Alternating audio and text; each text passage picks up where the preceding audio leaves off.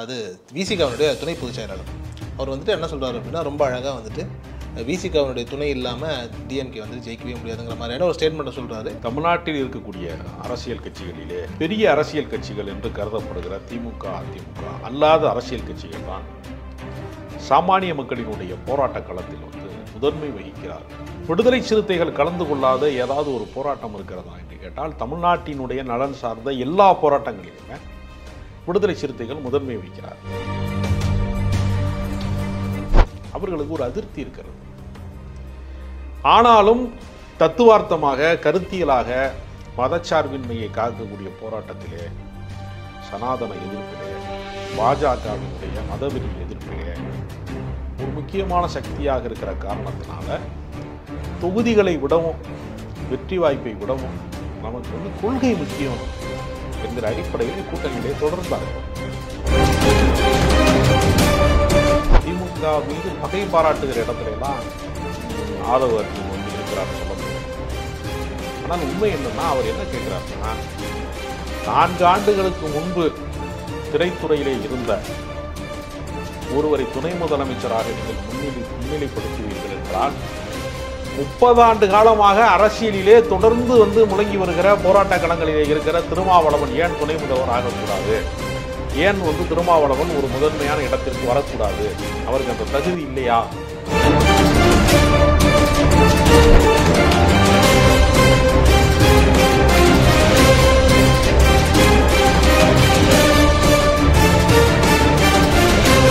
ஆகாயம் நேயர்களுக்கு வணக்கம். நான் உங்கள் அஷ்ரஃப். இன்று நம்மோடு இருப்பது சினிமா மற்றும் அரசியல் விமர்சகர் திரு ராஜகம்பீரன் அவர்கள்.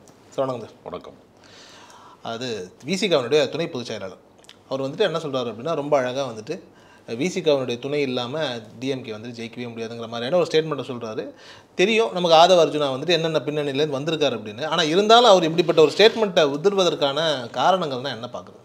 தமிழ்நாட்டில் இருக்கக்கூடிய அரசியல் கட்சிகளிலே பெரிய அரசியல் கட்சிகள் என்று கருதப்படுகிற திமுக, அதிமுக அல்லாத அரசியல் கட்சிகள் தான் சாமானிய மக்களினுடைய போராட்ட களத்தில் வந்து முதன்மை வகிக்கிறார்.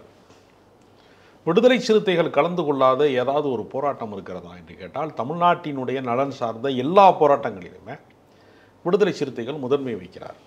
எப்படி வந்து கம்யூனிஸ்ட் கட்சிகள் வந்து தொடர்ச்சியாக தொழிலாளர் போராட்டம், போக்குவரத்து தொழிலாளர் போராட்டம் போன்றவற்றில் அவர்கள் எப்படி முதன்மை வகிக்கிறார்களோ, அதுபோல பல பிரச்சனைகளிலே, மக்கள் பிரச்சனைகளிலே, தலித் பிரச்சனைகள் மட்டும் அல்லாமல் பொது பிரச்சனைகளிலே மிக தீவிரமாக செயல்படக்கூடிய அரசியல் கட்சியாக விடுதலை சிறுத்தைகள் கொஞ்சம் வளர்ந்து நிற்கிறது.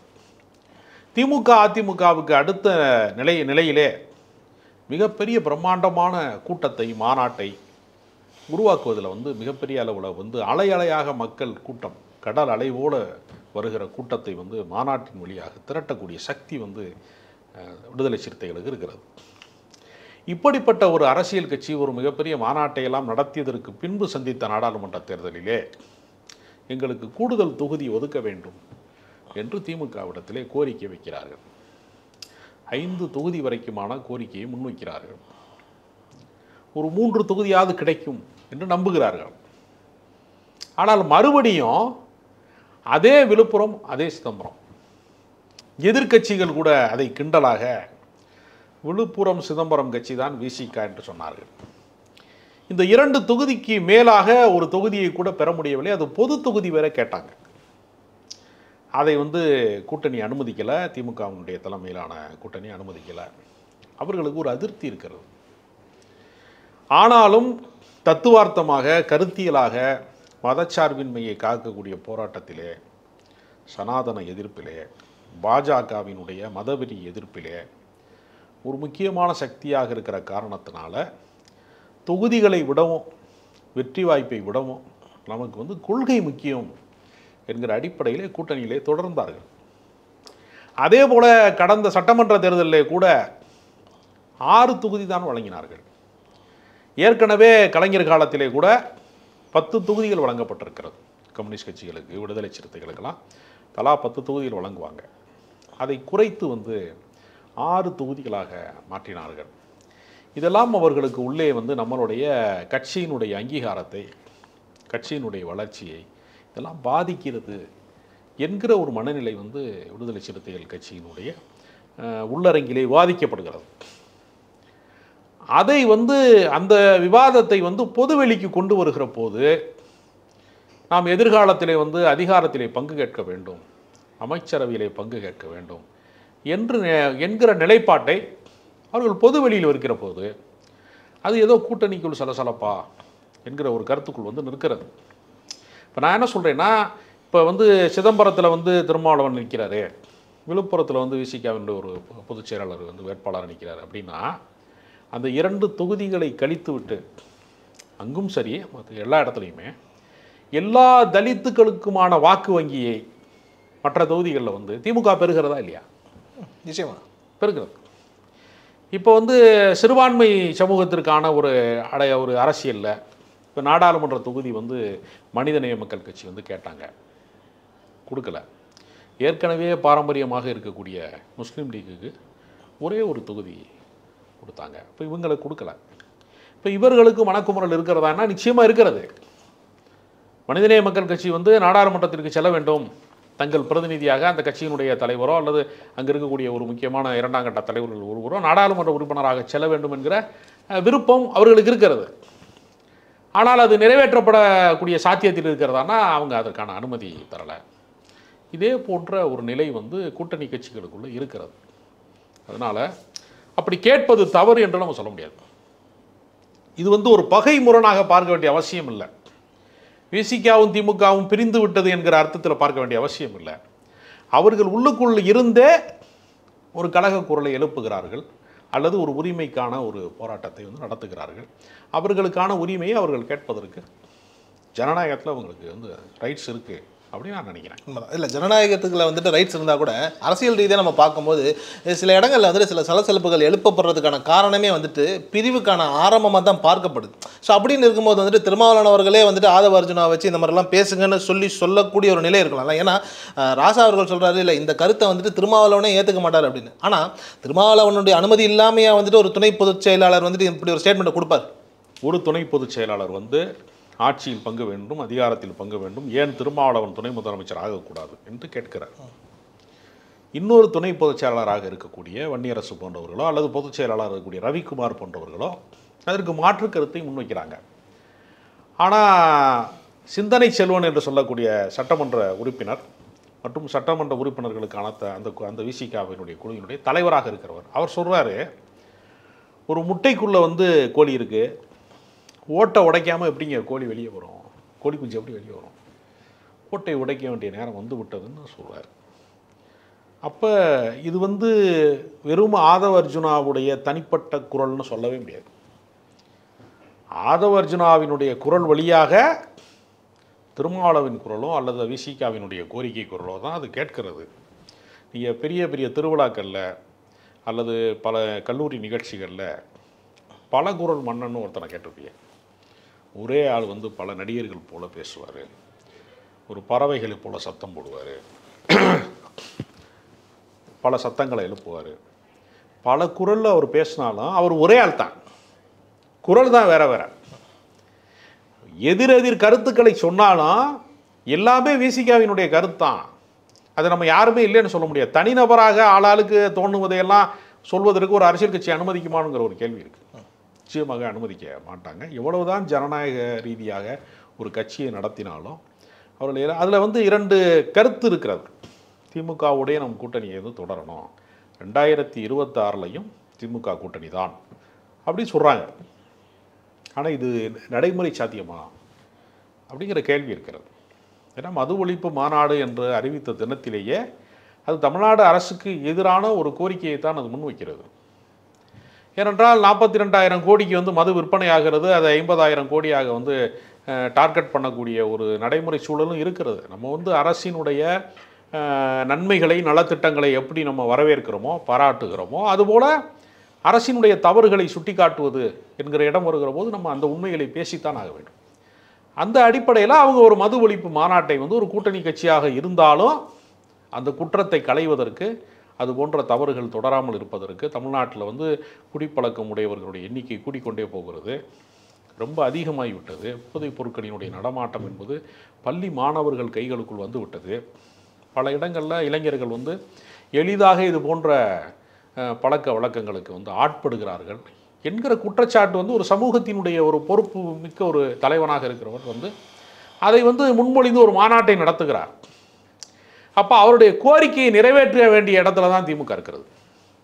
நானும் அந்த மாநாட்டில் பங்கு பெறுறேன்னு சொல்கிறாங்க. ஏன் பங்கு பெறுறேன்னு சொல்கிறாங்க அப்படின்னா, அதிமுக அங்கே வந்துடக்கூடாதுங்கிறக்காக சொல்கிறாங்க. ஒருவேளை எதிரணி உருவாகிவிடக்கூடாது என்பதற்காக சொல்கிறாங்க. அதனால் வேறொரு கூட்டணிக்குள் திருமாவளவன் போய்விடக்கூடாது என்பது தான் திமுகவின் விருப்பம். நிச்சயமா. இப்போ விசிகாவினுடைய தரப்பை பொறுத்த வரைக்கும் வந்துட்டு இந்த கோழி குஞ்சு வெளியில் வரணும் அப்படின்னா முட்டை ஓடு உடையணுங்கிற மாதிரி இந்த கதையெல்லாம் ரொம்ப அழகாக இருக்குன்னு வச்சுக்கோங்களேன். விசிகா கோழி குஞ்சாவே இருக்கலாம், ஆனால் டிஎம்கே ஒன்றும் முட்டை ஓடு கிடையாதுல்ல, அது இரும்பாலான கோட்டை இல்லை, அது அவ்வளோ ஈஸியாலாம் உடச்சிட முடியுமா? இல்லை, அப்படி சொல்ல முடியாது. கூட்டணி கட்சிகளின் தயவே இல்லாமல் நாங்கள் தனித்து போட்டியிடுவோம் என்று வந்து திமுக வந்து சொல்ல முடியாது. இப்போ அதிமுக வந்து ஒரு வீழ்ச்சியை சந்தித்திருக்கிறது. அதிமுகவினுடைய வீழ்ச்சியிலிருந்து அவர்கள் மீண்டும் எழுந்து நிற்பதற்கு அவர்களுக்கு என்ன வாய்ப்பு இருக்கிறது? அவர்களுக்கு இருக்கிற ஒற்றை வாய்ப்பு என்னென்னா, வலுவான கூட்டணி வேணும் அவங்களுக்கு. இப்போ வந்து அதிமுக கூட்டணியில் வந்து விசிக சேர்கிறது, இந்திய கம்யூனிஸ்ட் கட்சி சேர்கிறது, மார்க்சிய கம்யூனிஸ்ட் கட்சி சேர்கிறது என்று ஒரு வலுவான கூட்டணி உருவாகிவிட்டதுன்னு வச்சுக்கோங்க. நிச்சயமாக வாக்கு வங்கி அவர்களுக்கு உயரும் அதிகார. ஏன்னா சென்ற சட்டமன்ற தேர்தலையே எடப்பாடி மீது ஏகப்பட்ட குற்றச்சாட்டுகள் பாஜகவோடு சேர்ந்தவர்கள் பயணித்ததில் வந்து ஏற்பட்ட இமேஜ் வந்து பெரிய டேமேஜாக இருந்த போதும், தூத்துக்குடி துப்பாக்கிச்சூடு போன்ற மிக மோசமான சம்பவங்கள் நடந்த போதும் திமுகவிற்கும் அதிமுகவுக்குமான வாக்கு வங்கியில் கூடிய வித்தியாசம் வெறும் 3% தான். அப்போ கூட்டணி கட்சிகள் சேருகிற போது அந்த 3% என்பது ஒரு 4ஆக உயர்ந்தால் ஆளுங்கட்சியாக ஏடிஎம்கே மீண்டும் வந்துடும். இப்போ கூட்டணி வலிமையில் தான் ஒருவருடைய அரசு வந்து நிலை பெறுவதும் நிலைக்காமல் போவதும். இப்போ ஒன்றும் இல்லை, மக்கள் நல கூட்டணின்னு ஒன்று உருவாச்சு கடந்த தேர்தலில். இந்த சட்டமன்ற தேர்தலுக்கு முந்தைய தேர்தலில் மக்கள் நல கூட்டணி உருவாச்சு. மக்கள் நல கூட்டணி மட்டும் உருவாகாமல் இருந்திருந்தால் அந்த முறை அதிமுக வென்றிருக்கார். அப்போ இவங்க ஓட்டை பிரித்ததுனால என்னாச்சு? இவங்களும் வெற்றி பெறலை, மக்கள் நல கூட்டணி வெற்றி பெறலை. ஆனால் திமுகவினுடைய வெற்றி வாய்ப்பு தட்டி போனதற்கு காரணம் மக்கள் நல கூட்டணி. அப்போ ஜெயலலிதாவினுடைய அந்த மரணம் நிகழ்ந்த அந்த காலகட்டத்தில் முழுக்க முழுக்க திமுக வெற்றி பெற்றிருக்கணும். அதுக்கு முன்பே வெற்றி பெற்றிருக்கணும். ஜெயலலிதா வந்து கடைசி முறையாக முதலமைச்சராக அவர் இருந்ததற்கு மக்கள் நல கூட்டணியினுடைய ஒரு தனி அணி அமைத்ததான காரணம். அப்போ கூட்டணிக்கு என்று ஒரு வலிமை இருக்கிறது.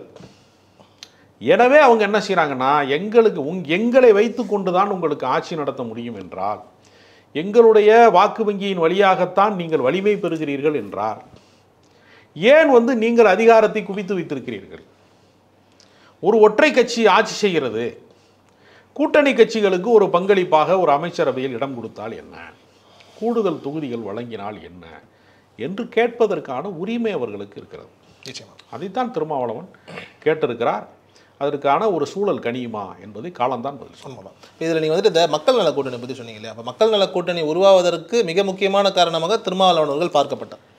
அந்த கூட்டணி உருவாகுது, அந்த முறை ஏடிஎம்கே ஜெயிக்குது. இப்போ மறுபடியும் இவர் டிஎம்கேல இருக்கிறாரு, ஆனால் ஏடிஎம்கேக்கு சாதகமாக பேசுகிற மாதிரியான ஒரு சூழல் இருக்கும்போது எங்கேயாவது ஒரு நிலையில் வந்துட்டு திருமாவளவன் அவர்கள் வந்துட்டு ஏடிஎம்கே சார்ந்தோ இல்லை சார்பாவோ ஏதாவது ஒரு நிலையில் இருக்கிறாரோ? ஸ்டாலின் அவர்களுடைய தலைமையை வந்து திருமாவளவன் வந்து முழுக்க முழுக்க ஏற்றுக்கொண்டு தான் அரசியல் பயணத்தில் இப்பொழுது வரைக்குமே இருக்கிறார். ஏனென்றால் வந்து இந்தியா கூட்டணி என்கிற மிகப்பெரிய வலிமையான கூட்டணியில் ஒரு முக்கியமான சக்தியாக திமுக இருக்கிறது. மதச்சார்பின்மை என்கிற ஒரு கோட்பாட்டை திருமாவளவன் தொடர்ந்து வலியுறுத்துகிறார். சனாதன எதிர்ப்பை வலியுறுத்துகிறார். சாதி ஒழிப்பை பேசுகிறார். அப்போ கருத்தியலாக திமுக கூட்டணி தான் அவருக்கு பொருத்தமான கூட்டணி. அதிமுக கட்சியில் வந்து ஒரு கருத்தியல் சார்ந்த வலிமை இப்பொழுது இல்லை.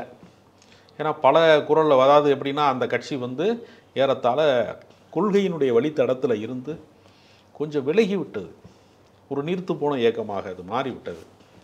அதனால் திருமாவளவனுடைய அரசியலுக்கான கூட்டணிக்கான ஒரு முகாந்திரம் அதிமுகவில் இப்போது இல்லை. இப்போ ஒரு முரண்பாடு வந்தபோது கூட அதிமுக வந்து பகிரங்கமாக நாங்கள் வந்து அதிகாரத்தில் பங்கு தருவோம், திருமாவளவன் எங்களோடு இணைய தயாரா, நாங்கள் அதிகாரத்தில் பங்கு தர தயாராக இருக்கிறோம் என்கிற மாதிரியான பேச்சுவார்த்தையை அவர்கள் இன்னும் தொடங்கவில்லை. ஆனால் கடந்த நாடாளுமன்றத்திலேயே அவங்க வந்து கூடுதல் தொகுதி தர்றோம் என்று பேசி பார்த்தாங்க, நீங்கள் வரணும் அப்படின்னு கேட்டாங்க. அப்போ தொடர்ச்சியாக வந்து திருமாவளவனை வந்து அழைக்கிற இடத்துல தான் அதிமுக இருக்கிறது. ஆனால் அது பகிரங்கமாக இல்லை, மறைமுகமாக தூது விடுறாங்க. அது கனியவில்லை, அதற்கான சாத்தியங்கள். ஆனால் திருமாவளவன் கொள்கைக்காக தங்களை போதுமான அளவுக்கு அங்கீகரிக்கவில்லை என்றாலும், புறக்கணித்தார்கள் என்று சொல்ல முடியாது, போதிய அங்கீகாரம் தர மறுத்தாலும் கொள்கைக்காக இவ்வளவு நாள் இருந்துட்டார். இனிமேலும் இருப்பாரா என்று நமக்கு தெரியாது. இருக்க விரும்புகிறார் என்று அவரை சார்பாளர்கள் சொல்கிறாங்க. ஆனால் இருக்க விடுவாங்களான்னு தெரியல. நிச்சயமா. இப்போ விசிகா கட்சியிலேருந்து எல்லாருமே திமுகவுக்கு எதிராக பேசினா கூட ஆதவ அர்ஜுனா பேசுறது மட்டும் அப்படியே ஒரு சில சாரார் பார்க்கும்போது தனிப்பட்ட முறையில் டிஎம்கேக்கும் ஆதவ அர்ஜுனாவுக்கும் ஏதாவது விதமான ஒரு நிலைகள் இருக்குமோ அப்படிங்கிற அந்த ஒரு பார்வை இருக்கு, ஏதாவது இருக்கு? அவர் ஏற்கனவே அவங்களுடைய ஐடிவிங்களெல்லாம் இருந்தார் என்று சொல்லுவாங்க.